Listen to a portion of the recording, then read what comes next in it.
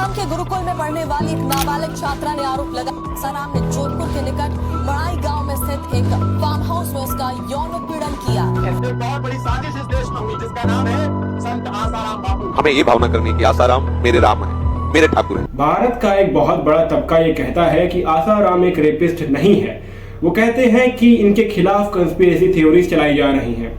तो आज इस वीडियो में हम ये समझेंगे कि क्या सही में आसाराम एक रेपिस्ट है, क्या सही में उनके खिलाफ कंस्पिरेसी थ्योरीज चलाई जा रही हैं। आसाराम के खिलाफ लगे एलिगेशंस की संख्या बहुत बड़ी है, जिनकी बात मैं वीडियो के लास्ट में करूंगा।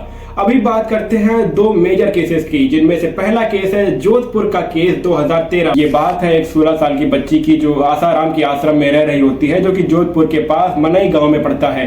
वहां की हॉस्टल वार्डन शिल्पी उनके पेरेंट्स को फोन करके बुलाती है कि आपकी बच्ची बहुत बीमार है, उससे मिलने के लिए आ जाइए। वो लोग तुरंत चिन्यामंद आश्रम में पहुंचते हैं, जहां पर उनके पेरेंट्स से उस बच्ची को मिलने को मिलता है। लेकिन वहां की वार्डन शिल्पी ये कहती है कि उस बच्ची को आत्मा ने घेर लिया है, उस बच्ची को दुष्ट शक्तियों ने घेर लिया है। जिसके बाद वो कहती हैं कि इसको केवल और केवल आशाराम ही ठीक कर सकते हैं। जिसके बाद वो पेरेंट्स आशाराम को ढूंढने के लिए निकल जाते हैं, लेकिन उस समय वो दिल्ली में थे। तो वो पेरेंट्स अगले ही दिन दिल्ली पहुंचते हैं, लेकिन दिल्ली पहुंचकर पता चलता है कि वो जोधपुर में वापस आ चुके हैं। इसलिए वो वापस जोधपुर जाते हैं आशाराम से मिलने, और फाइनली वो 14 अगस्त को आशाराम से मिलते हैं।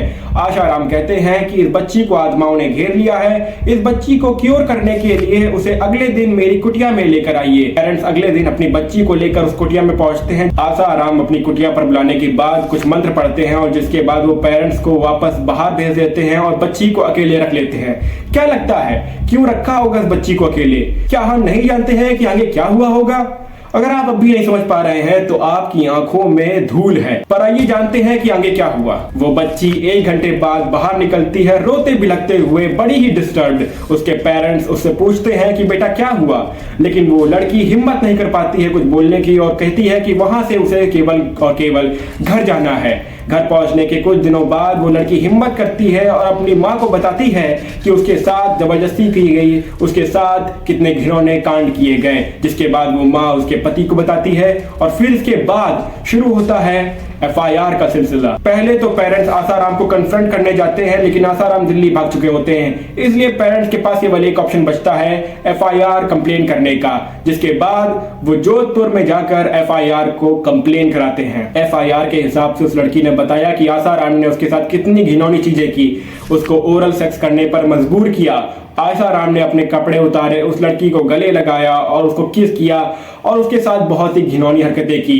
वो लड़की रोई, उसने रेजिस्ट किया, पर वो दरिंदगी नहीं रोक सकी। और तो और आसाराम ने उस बच्ची को धमकी दी कि अगर बाहर तुमने ये बात किसी को बताई तो तुम्हारे पेरेंट्स को मरवा देंगे, तुम्हारे फैमिली मेंबर्स को मरवा देंगे। और बिंगो, काफी हद तक ऐसा होता है। जो ये कह रहे हैं कि ये कंस्पिरेसी थ्योरी है, जरा वो ये सुने। उनकी फैमिली पर कई सारे अटैक हुए, उनकी आर्थिक स्थिति खराब हो गई, और कई सारे विटनेसेस को जान से मार दिया गया। जिनमें से एक है कृपाल सिंह, जो कि उस फैमिली के काफी क्लोज फ्रेंड थे। उनको जान से मार दिया गया क्योंकि उन्होंने गवाही दी आसाराम के खिलाफ। उस फैमिली की भी लीगल केसेस की वजह से हालत खराब हो चुकी थी। और इतना सब किस लिए? केवल एक कंस्पिरेसी थ्योरी के लिए? केवल एक इंसान को बदनाम करने के लिए? नहीं, ये सब सच है, ये सब का सब सच है। और ये सब कंस्पिरेसी थ्योरी नहीं है। जिस इंसान ने उसको भगवान माना, उसी की बेटी का बलात्कार किया आसाराम ने। पर कहानी यहाँ पर खत्म नहीं होती है। आसाराम के लॉयर्स ने पूरी कोशिश की कि आसाराम पर माइनर वाले चार्जेस ना लगे, यानी पॉक्सो एक्ट ना लगे, जिसके लिए उन्होंने चिन्मयानंद आश्रम से फेक सर्टिफिकेट बनवाने तक के लिए वहां के प्रिंसिपल को फोर्स किया, और उन्होंने बनाया भी। और ये उनका पैतरा काम नहीं आया। क्यों? क्योंकि अलग अलग सोर्सेस की वजह से उस लड़की की, उस बच्ची का 5th ग्रेड का सर्टिफिकेट मिला, उसका मैट्रिकुलेशन सर्टिफिकेट मिला, यानी हाई स्कूल का सर्टिफिकेट मिला, जिसकी वजह से ये कंफर्म हो पाया कि वो बच्ची जब उसके साथ कांड हुआ तो वो एक माइनर थी। और इस घटना से ये साबित होता है कि उसके लॉयर्स उसको रेप केस की वजह से डिफेंड नहीं कर रहे थे, बल्कि ये सोच रहे थे कि उसको कम से कम सजा हो, जो कि एक नीच बात है। अब हम बात करते हैं दूसरे केस के बारे में, जिसके लिए हमें वापस जाना पड़ेगा 2013 में। अगस्त के ठीक 2 महीने बाद अक्टूबर में 2 बहनें सूरत में आसाराम और उसके बेटे नारायण साई के खिलाफ रेप के चार्जेस दर्ज कराती हैं, जिसके 2 महीने बाद दिसंबर में नारायण साई को गिरफ्तार कर लिया जाता है। 28 फरवरी 2014 में उन दोनों में से एक बहन के पति को चाकू मारकर घायल कर दिया गया। क्यों घायल किया गया? क्या लगता है? जिन्होंने घायल किया, क्या वो अच्छे इंसान थे? बिल्कुल नहीं। खैर, अब हम बात करते हैं विटनेसेस के बारे में कि विटनेसेस ने क्या बोला और उनके साथ क्या सलूक किया आसाराम और उनके फॉलोअर्स ने। नाम आता है राकेश पटेल का, जो बाबा के कभी भक्त हुआ करते थे और उनकी वीडियोग्राफी करते थे। उन्होंने भी गवाही दी इनके खिलाफ, पर 10 मार्च 2014 को उन पर भी हमले करवाए गए। अब बात करते हैं one of the most important witnesses के बारे में जो 15 साल तक बाबा के साथ रहे। मैं बात कर रहा हूँ एक आयुर्वेदिक डॉक्टर की जो आसाराम के साथ पहले रहा करते थे। पर क्या उन्हें बख्शा गया? नहीं, उन्होंने गवाही दी आसाराम के खिलाफ कि वो एक रेपिस्ट हैं। पर उनके साथ क्या हुआ, उनके क्लिनिक पर जाकर आसाराम के भक्तों में से किसी एक ने उन्हें गोली मार दी। यहाँ तक ही नहीं रुके, जर्नलिस्ट पर भी हमले हुए। अब आसाराम के पाप का घड़ा भर चुका है, क्योंकि अब एंट्री होती है आसाराम के पर्सनल असिस्टेंट राहुल सचान का। एक पर्सनल असिस्टेंट होने के नाते उन्होंने काफी कुछ गवाही दी जिसकी वजह से आसाराम जेल जा पाए। लेकिन उन्होंने अपने एक इंटरव्यू में कहा कि जब उन्होंने गवाही दी, जब उस दिन वो बाहर निकले तो आसाराम ने अपने एक फॉलोअर को इशारा किया, उसके बाद उन पर हमले किए गए। और राहुल सचान के साथ भी वही हुआ। 25 नवंबर 2015 के बाद वो इंसान गायब हो गया और उसके बाद वो आज तक नहीं मिला। अगर आपकी आंखें अब भी नहीं खुली हैं तो आपको चुल्लू भर पानी में डूब मरना चाहिए। राहुल सचान ने कहा था कि वो अपनी पूरी जिंदगी गिल्ट में जी रहे थे कि वो कभी इस सच को सामने नहीं ला पाए कि आसाराम ने महिलाओं और बच्चों के साथ सेक्सुअल असॉल्ट किया है। वो कभी ये सब नहीं बोल पाए क्योंकि वो भक्ति में लीन थे। मैं ऐसे ही विटनेस के कई सारे स्क्रीनशॉट लगा दूंगा स्क्रीन पर, आप देख लीजिएगा।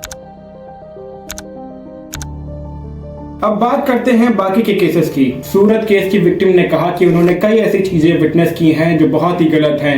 महिलाओं के साथ मारपीट, महिलाओं के साथ सेक्सुअल एब्यूज तक किए गए हैं। अगर कोई लड़की किसी आदमी से बात भी कर ले तो उसे बहुत ही बुरी तरीके से पीटा जाता था। उस लड़की ने बताया कि 2002 में नारायण साईं ने उसका रेप किया था। उसने कहा कि मुझे पता नहीं ये सब आप कैसे लिखोगे।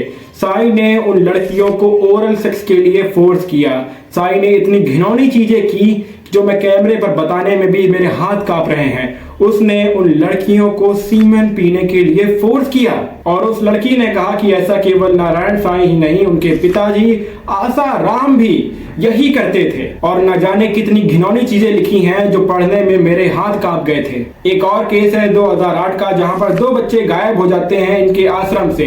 ये कहते हैं कि इनके आश्रम का इससे कोई लेना देना नहीं है, पर जब ये इंसिडेंट हुआ था तब ये दोनों बच्चे आसाराम के ही आश्रम में रह रहे थे।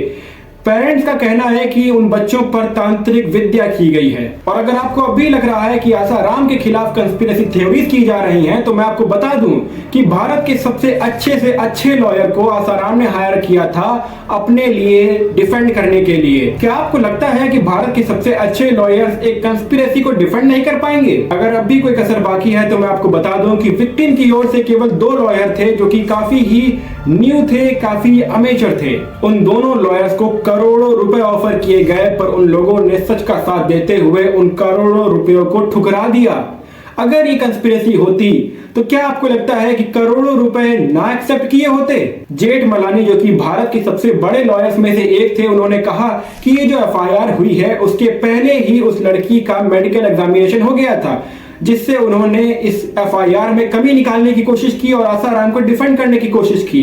वो तो शुक्र है मिस्टर वर्मा का, जिन्होंने बताया कि अगर किसी बच्ची के साथ सेक्सुअल अब्यूज होता है तो सेक्शन 27 और पॉक्सो एक्ट के अंदर एफआईआर के पहले भी उसका मेडिकल एग्जामिनेशन कराया जा सकता है, जिसको सुनकर जेठमलानी शांत पड़ गए और ये सजा पक्की हो गई। इन सारी बातों से साबित होता है कि ये बलात्कारी से ज्यादा और कुछ भी नहीं है। और जो ये कह रहे हैं कि आसाराम ने कुछ अच्छे काम किए हैं, तो उनको मैं बता दूं कि हिटलर ने भी कुछ अच्छे काम किए थे। पर क्या हिटलर की हम पूजा करते हैं? नहीं। हम ये देखेंगे कि आसाराम और उसके बेटे ने महिलाओं के साथ कैसा व्यवहार किया, उनके साथ रेप किया, उनको सेक्सुअली असॉल्ट किया। मैं आपसे भी रिक्वेस्ट करता हूं कि न्याय के बीच में आप अपने धर्म को लेकर मत आएं, धर्म और न्याय को अलग रखें। हालांकि आसाराम के बारे में भी बहुत कुछ बाकी है जो कि मैं इस वीडियो में बता सकता था, पर वीडियो की ड्यूरेशन की वजह से मुझे इतनी लंबी ही वीडियो बनानी पड़ी। अगर आप कमेंट करते हैं तो मैं इसके आगे भी वीडियो बनाने के लिए तैयार हूँ। और हाँ, वीडियो के सारे प्रूफ मैंने डिस्क्रिप्शन में डाल दिए हैं, जाकर पढ़ो अगर तुम्हें अभी भी यकीन नहीं हो रहा है। और एक बलात्कारी का सपोर्ट मत करो।